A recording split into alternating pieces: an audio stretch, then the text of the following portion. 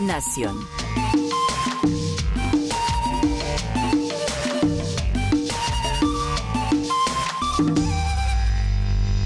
Saludamos a la directora general del IDEAM, Gislian Echeverry Prieto, con quien conversamos en Riohacha. En Riohacha, con un clima diferente, un poquito menos de ropa más vaporosa. Sí. Ahorita aquí no, frío, pero tremendo. Lluvia toda la noche sobre la capital del país. Yo creo que ella me puede resolver esa duda que yo tenía, ¿Por qué llovió? que planteaba ayer. No, que yo les decía, con los buenos días ayer, que bueno, ya estamos entrando como con el tema del fenómeno del niño y en el día encontramos temperaturas muy altas, pero lo que es el amanecer y la noche, yo siento que es cuando más frío hace, cuando tenemos esos episodios de calor. No sé si es una mera percepción mía, sí. Si tiene que ver algo con el clima y bueno, con esos asuntos, ¿o qué?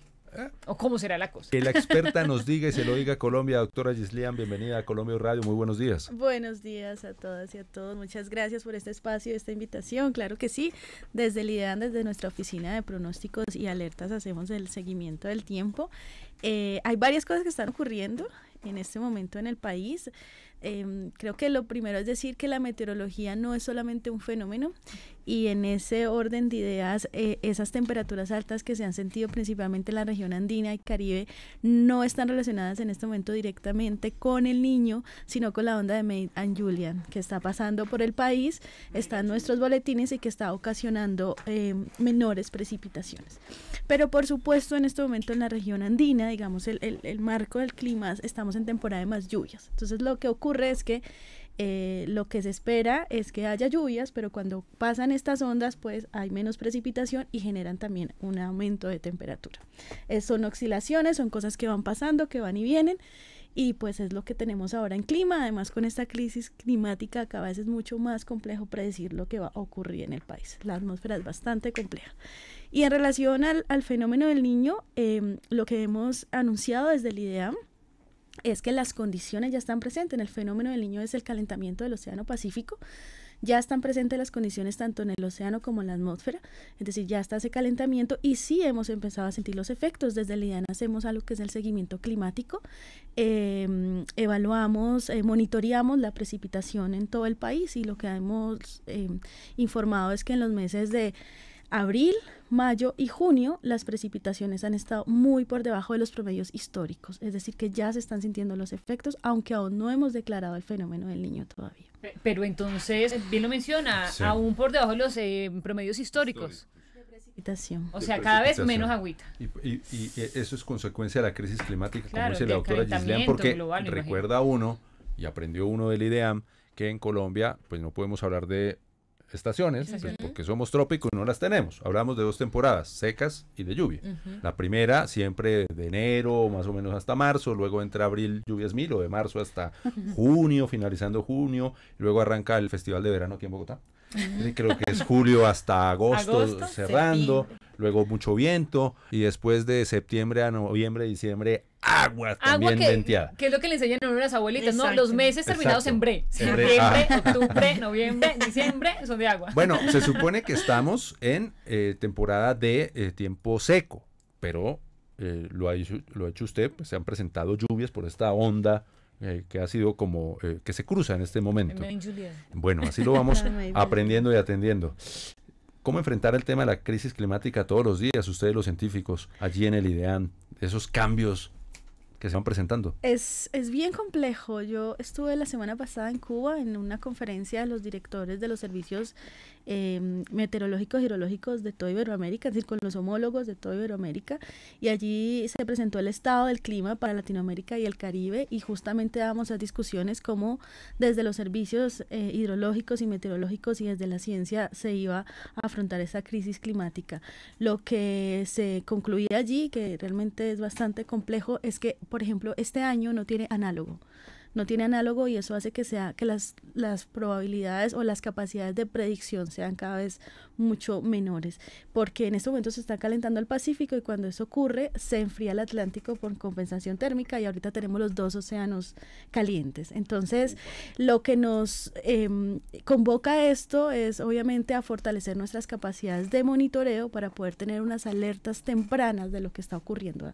Si no tenemos una predicción a largo plazo, al menos poder saber en un pronóstico pronóstico, en una predicción, decir, bueno, esta semana o la próxima semana, ¿qué podemos esperar? Así no podamos saber dentro de ese marco. Perdón, Misaje, que yo sé que vas a preguntar algo aquí, pero quiero saber, antes de cambiar de pronto de tema, ¿qué implicaciones tiene eso? Lo que menciona usted es que los océanos, por compensación térmica, debería estar uno un poco más frío que el otro, pero si los dos están calientes, ¿eso qué podría significarnos a nosotros? En este momento estamos en la temporada de ciclones tropicales en el Océano Atlántico, y lo que está mostrando es que el número de ciclones ha estado aumentando, y si esa tendencia sigue estadísticamente, vamos a tener un récord número de ciclones. En este momento esos ciclones, afortunadamente para nuestro país, se han debilitado en nuestras costas, pero sí están afectando fuertemente a Centroamérica. Desde el IDEAN hacemos esos seguimientos 24/7 en caso de que alguno de estos ciclones, que se pueda convertir en tormenta o en huracán, esté poniendo en riesgo nuestras costas. Generaremos las alertas con anticipación para que se tomen las medidas preventivas. Directora, antes de hacerle la pregunta que me llama la atención, yo quisiera preguntarle, ¿cómo así que análogo o análoga? ¿Qué significa esto? Que no hay otro parecido que podamos comparar. Es decir, si tuviéramos un año que hubiéramos dicho, esto ocurrió en el año 2015 o 2016, entonces pasó esto, se calentaron los dos y lo siguiente fue que ocurrió X cosa. Entonces eso nos permite predecir, nos permite comparar, tener un punto de referencia. No lo tenemos ahora para este año. No, y es que las condiciones climáticas están cambiando. Sí, tenemos el comunicado del 17 de mayo de la Organización Meteorológica Mundial, justamente con ellos estábamos confirmando que ya había llegado el niño, que las condiciones estaban ya allí, ¿no? Que diciendo, lo anticipó. Más allá de eso, que se estaba creando un ambiente favorable para condiciones extremas sin precedentes. Más allá, el fenómeno del niño es un fenómeno meteorológico natural, sí, que ocurre de manera cíclica, por eso es una oscilación, pero el tema de la crisis climática es algo que la temperatura media global sí ha estado aumentando, y lo que puede ocurrir es que el fenómeno del niño exacerbe o ayude a aumentar esa temperatura media global. Usted ahorita mencionaba que en Colombia todavía no se ha declarado el fenómeno del niño como tal. ¿En qué momento se llega a dar la noticia, a informar que ya inicia el fenómeno del niño en nuestro país? Bueno, en general en Colombia y internacionalmente no se ha declarado, porque hay unos criterios técnicos que hay que cumplir para esa declaratoria, y es que esa temperatura del océano se mantenga o supere ese umbral de temperatura durante un trimestre móvil, o sea, durante 5 meses. Entonces estamos a puertas, si se mantiene, que es lo que está ocurriendo, ya técnicamente se puede declarar. Pero lo que hemos informado en nuestros boletines es que están las condiciones, con el seguimiento climático significa que ya están teniendo un efecto ese calentamiento del océano, y la declaratoria oficial es por el cumplimiento de unos criterios técnicos de que se tenga que estar durante más de 5 meses ese calentamiento, pero estamos a puertas claramente de hacer esa declaratoria, y esa declaratoria el responsable de hacerla es el IDEAM. Es una labor fundamental la que hace el IDEAM. También veía hace unos días unas gráficas que mostraba, como usted bien lo menciona hace un momento, el tema como de las temperaturas de los países, y Colombia ha venido subiendo, cada vez es más caliente, y seguramente lo que usted menciona con el fenómeno del niño podría también permitir que eso se mantenga. Usted hablaba ahorita, directora, de fortalecer el sistema de monitoreo, un poco lo que están hablando en ese encuentro en Cuba, de esa labor tan importante que hace el IDEAM. Aquí preguntarle un poco por la tecnología, la inteligencia artificial, todos esos avances están ayudando a fortalecer esos sistemas de monitoreo, están también paso a paso intentando involucrar cada vez más esas opciones para tener ese monitoreo todo el tiempo presente. Ahí creo que es importante decir todo lo que involucra un proceso de monitoreo. Esto viene por partes. La primera parte es la obtención del dato, de la información, es decir, el trabajo que hacemos en campo con equipos que pueden ser estaciones convencionales, es decir, que manualmente se levantan datos que aún las tenemos, o con estaciones automáticas que dan la información y los datos en tiempo real. Ese monitoreo pasa por tener tanto profesionales especializados y entrenados, como por tener involucrar a las comunidades para los monitoreos ciudadanos, por ejemplo. No sé si... ¿Sigo? Sí, claro. Ok, ese es el primer paso, la obtención de los datos. Desde el IDEAN tenemos observadores voluntarios que están involucrados en esta labor de ir y tomar los datos, por ejemplo, de nivel en los ríos, y transmitirlos a través de llamadas. Estos datos nos permiten también generar alertas en caso de prevención para inundaciones, o cuando los caudales están bajos. En este momento, por ejemplo, el río Amazonas está presentando un caudal bajo.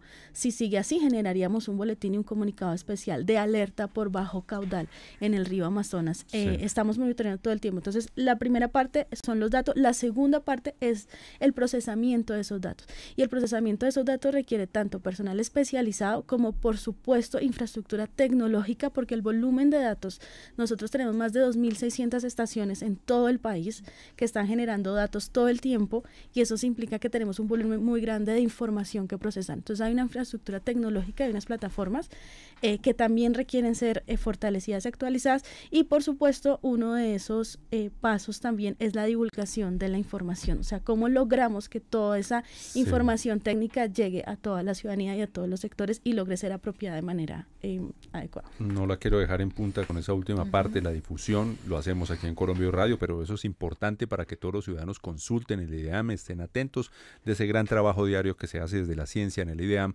porque el clima es fundamental para las cosechas, para la vida diaria, para la protección, para todo el clima es fundamental en nuestro planeta azul. Doctora Gislean, hablemos del Estudio Nacional de Agua y especialmente porque tema que lo ha ratificado el presidente Gustavo Petro, y sobre todo lo hablamos allí en Riohacha, que cuando ingrese en forma el fenómeno del Niño, habrá regiones que se verán más afectadas que otras, usted nos lo decía, como La Guajira, por el tema del agua. ¿Qué hacer para preservar el agua, para hacer planes de ahorro? ¿Qué tienen que hacer las autoridades departamentales, todos nosotros? Porque en algún momento habría restricción de agua, dependiendo de la incidencia del Niño. Es moderado, se supone. Se supone. En este momento estamos entre débil y moderado, y que pueda estar, digamos, intensificado o establecido a finales de año y especialmente en enero, febrero y marzo.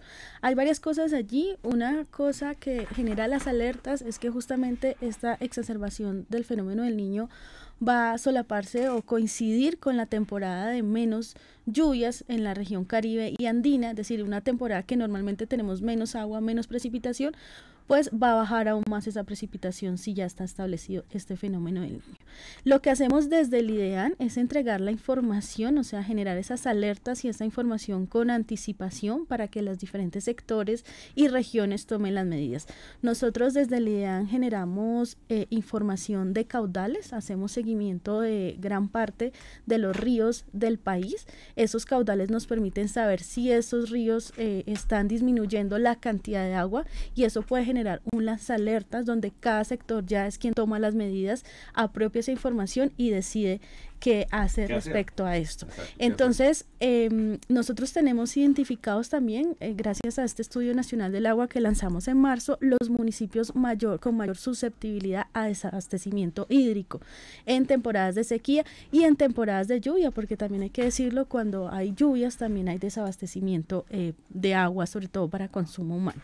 Esos municipios están identificados y allí lo que debería haber es una priorización de acciones para garantizar el agua para consumo humano y, por supuesto, para cultivos y otras funciones. Entonces, desde el IDEAM entregamos la información para que el país tenga esa base de toma de decisiones. En La Guajira exactamente eso fue lo que hicimos. Trabajamos en un informe especial climático donde contábamos poníamos en este informe todas las condiciones estructurales del departamento. Recordar que el IDEAM, además del tiempo, del clima y del tiempo, es el instituto técnico y científico que genera información sobre toda la base ambiental del país. Nosotros hacemos seguimiento a suelos, a aire, a bosques, a glaciares, a ecosistemas, al agua. Entonces, en esa descripción estructural de La Guajira, por supuesto, incluimos el tema de la aridez de los suelos, el tema de los bosques. Somos nosotros quienes generamos el informe anual de deforestación para todo el país, que hace muy poco, antes de ayer, la ministra daba las cifras en esa rueda de prensa. Eso lo entrega el IDEAM. Y también consolidamos los boletines de calidad del aire del país, que para la emergencia de La Guajira nos hemos articulado con Corpo Guajira. Son las autoridades ambientales regionales las que tienen las estaciones de calidad del aire, y nosotros consolidamos esa información y ya está generado un boletín especial de calidad del aire para La Guajira, porque en tiempos de sequía se disparan los incendios, se dispara la contaminación atmosférica, y también es importante seguir todas las demás matrices ambientales. Sí, pero le insisto, ¿Habrá restricción de agua?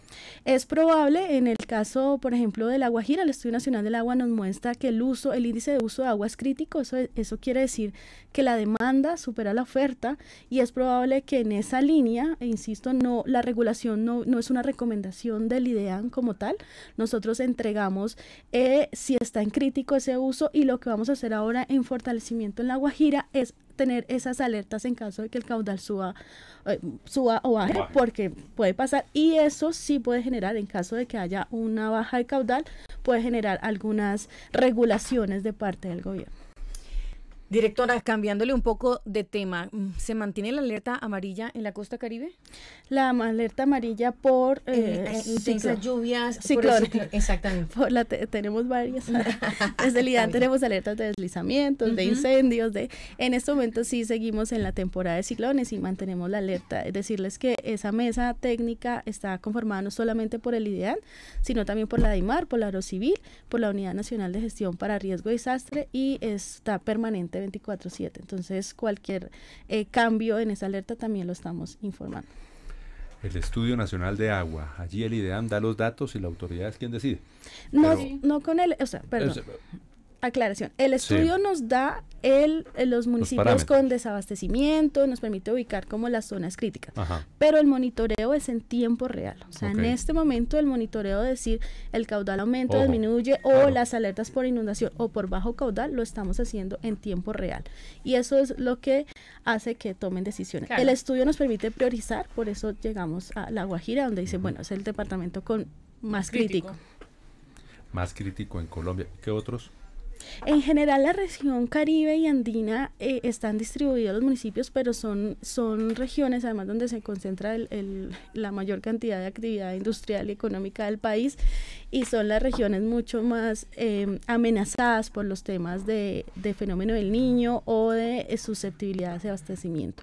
Eso ocurre sobre todo también porque en estas regiones tenemos un comportamiento del clima que es bimodal, tenemos 2 temporadas de más lluvias y 2 de menos lluvias, mientras que en la Pacífica es amodal, todo el tiempo hay lluvias, que por supuesto en el fenómeno del Niño va a haber menos lluvias, pero en la región pacífica siempre llueve, por ejemplo. Yo creo que es más complejo, directora, que tener estaciones, ¿no? El clima de Colombia. Es que somos un país diverso, un país diverso en flora, en fauna, en peces, etcétera. Y todo puede suceder en cualquier momento. Y por supuesto en clima somos un país diverso. Tener la cordillera de los Andes fraccionada en 3, tener sabanas, tener valles, tener sierra, hace que también esa topografía y esa climatología sean muy diversas dentro del país. Directora General del IDEAM, Gislian Echeverry Prieto, gracias por continuar aquí en Colombia y Radio. Comentábamos ahora sobre las labores fundamentales que hace el IDEAM para hacer ese monitoreo, ese trabajo científico, técnico, de estar haciendo ese balance minuto a minuto, segundo a segundo del clima, los cambios, enfrentar la crisis climática y lo que ha ocurrido en Colombia. Y la dejaba en punta hace unos minutos sobre cómo se monitorea un glaciar. Tenemos primero decirles que tenemos a Jorge, un glaciólogo con bastante reconocimiento en el país, hace parte de nuestra subdirección de ecosistemas.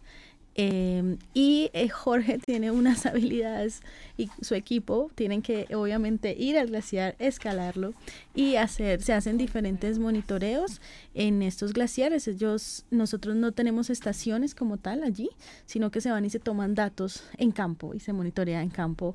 Se toman datos del nivel de la cobertura y entre otros aspectos. Lo que nos ha contado Jorge, que de hecho este año ha estado dando unas conferencias en diferentes escenarios científicos, es que ya hemos perdido glaciares, y al paso que vamos, ya en los próximos 8 años habríamos perdido más del 90% de nuestros glaciares. Eso también es en nuestro Estudio Nacional del Agua. La verdad, es muy triste esa situación en nuestro país. Qué noticia tan triste. 90%. Es bastante alto, o sea, en los próximos 8 años. Sí. Ya es en 8 años. Ya hemos perdido glaciares, ¿no? En este momento ya Colombia perdió glaciares. Sí, uno alcanza a verlos. Cuando regresábamos de Riohacha, tuve la oportunidad de estar frente a la Sierra Nevada y se alcanzaron a ver los picos Colón y Bolívar. Ya prácticamente no tienen cumbre nevada. Y ahí no hay marcha atrás, ¿no? O sea, no, es irreversible. Ay, Dios lastimosamente. Mío. Bueno, y son fábricas de agua, ¿no? Sí, ese es el y tema del nuestros estudio. páramos, y por eso también los páramos. Colombia tiene, tal vez no soy muy exacta en este dato, pero sé que tiene la mayoría de páramos o concentra gran parte de los páramos del mundo. Eso hace que nosotros seamos... 53%. Gracias. De los páramos del mundo. Del Están en Colombia. 53% de los páramos del mundo están en Colombia, y los páramos son esos ecosistemas que ayudan en toda la regulación hídrica, y por supuesto hay que protegerlos. Colombia tiene una responsabilidad muy grande a nivel global, justamente por concentrar esta gran cantidad de biodiversidad de páramos y ecosistemas. ¿Y el glaciólogo cómo hace para tomar las medidas en campo? ¿Va con equipo? Va con equipo, claro que sí. Y Va. un escalador tremendo, porque... Sí, no, es que por eso tiene unas habilidades. Además, su equipo son 2, 3 personas que ya saben cómo subirse a estas montañas y hacer los monitoreos. En el IDEAM, de paso, lo saludo y le doy un reconocimiento porque es un experto y es una de las... Además, tiene unos trabajos científicos muy interesantes, y es como un trabajo de mostrar muy importante el IDEAM. No hay muchos glaciólogos en el país, ¿no? Sí, tenemos uno de ellos en nuestro instituto, así que es motivo de orgullo. Claro. Motivo de orgullo. Hace unos instantes usted nos contaba sobre la deforestación en la Amazonía, que se ha reducido en un 29% de acuerdo a los datos que el IDEAM le entrega al Ministerio de Ambiente. ¿Cuál es esa labor que hace directamente el IDEAM en la Amazonía? Bueno, en la Amazonía y en todo el país, toda la planificación y la gestión de los bosques y otras coberturas vegetales en todo el país está basada en 3 herramientas del IDEAM. Una es el Inventario Forestal Nacional, en donde se hace la caracterización de los bosques y la cobertura vegetal, es decir, se hacen las especies, se hace taxonomía y sabemos qué hay en el país. Esto lo llevamos haciendo durante más de 7 años en conjunto con los otros institutos del SINA, con el IAP, con el SINCHI, con el Humboldt, y hay otra herramienta que es el Sistema Nacional de Información Forestal, en donde consolidamos, el IDEAM hacer un establecimiento público nacional. Nosotros consolidamos la información de todas las corporaciones autónomas regionales y de todas las autoridades ambientales, y en este Sistema Nacional de Información Forestal consolidamos la información en relación al uso del bosque, para qué se está usando los bosques en temas de reforestación, de restauración. Y hay otro que es el Sistema de Monitoreo Bosque y Carbono, que es el que nos genera este informe anual de deforestación, toma datos de las 2 herramientas anteriores y además hace un procesamiento de imágenes satelitales. Son más de 2.680 imágenes satelitales que se procesan en un año, son más de 13 terabytes de información, y con esto lo que se hace es saber cuánto bosque hay, cuánto se ha perdido, y además podemos saber los agentes y las causas de la deforestación. Este grupo de monitoreo está generando informes semanales de alertas. Podemos generar alertas de deforestación, podemos generar informes trimestrales también de esa área que ha sido deforestada, y un dato importante es que los incendios relacionados con deforestación no son porque estén deforestando como tal, es decir, la deforestación se da de una manera mecánica y el incendio es posterior a la deforestación, es cuando ya han talado los árboles que se dan los incendios. Entonces, eso lo hacemos en todo el territorio nacional, no solamente en la Amazonía, pero por supuesto la mayor cantidad de deforestación está concentrada en la Amazonía colombiana, especialmente en el departamento del Caquetá.